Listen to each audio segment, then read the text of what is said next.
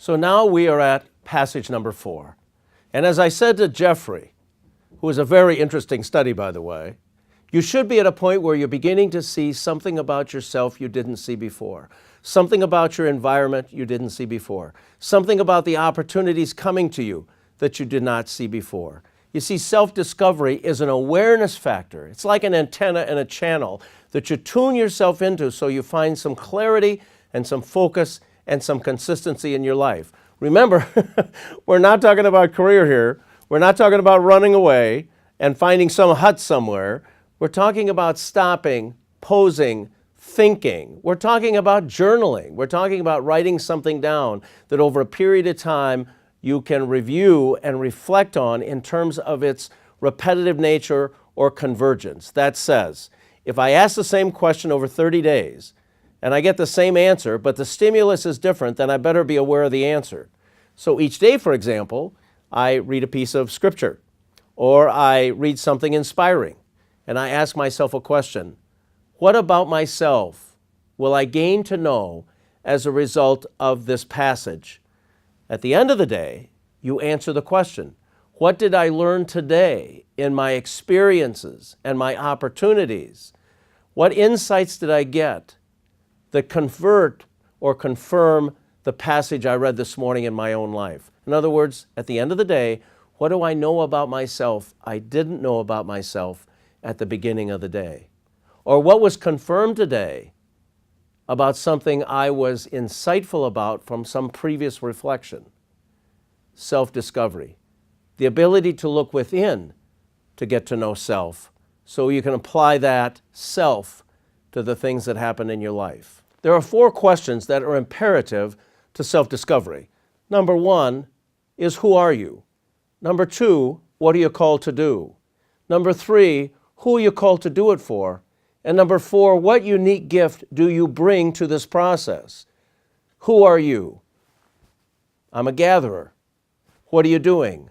I'm bringing people together to a common cause to change the world. Who do you do it with? A lot of people who are confused under 30 and a lot of people over 55 who are confused. And what makes you unique? For some reason, I have the gift of unpacking truth so people can see how they can apply it in their daily life to encounter the reality of what they're called to do with their life. Now, I don't know what yours is, and I'm certainly not going to tell you what yours is, but this passage of the process brings us to think about and analyze that. So who are you? What are you called to do? Who are you called to do it for? And what uniqueness do you bring in your gift? For all of us, there is a tendency to have roadblocks. There are several of them. Number 1 is sheer activity. One of the reasons we never get to self-discovery is we're just so busy doing things that don't take us anywhere, we never figure out what one thing will take us there. And you've run into these people. It was typical of Jeffrey. Jeffrey said, I don't know if I can get to this, Tom. I'm just too busy. I've got so many things going on. He was spread so thin that his truth of his life was sheer activity for the sake of activity, thinking that if he does a lot of things, whether he does them well or not, he's going to discover the one thing that will get him to where he needs to go. Number 2 is preconceived notion about what you should be and what you should be doing. We are not coming here to confirm what we think we already know. We're coming here to surrender ourselves to new insights, to a new passageway in our life, to the reality of what we were created to be from the very beginning. One of the most critical roadblocks we run into is where we think somebody else has the answers for us rather than we have the answers for ourselves, so we're seeking out other people's opinions. It definitely gets in the way of self-understanding and self-discovery.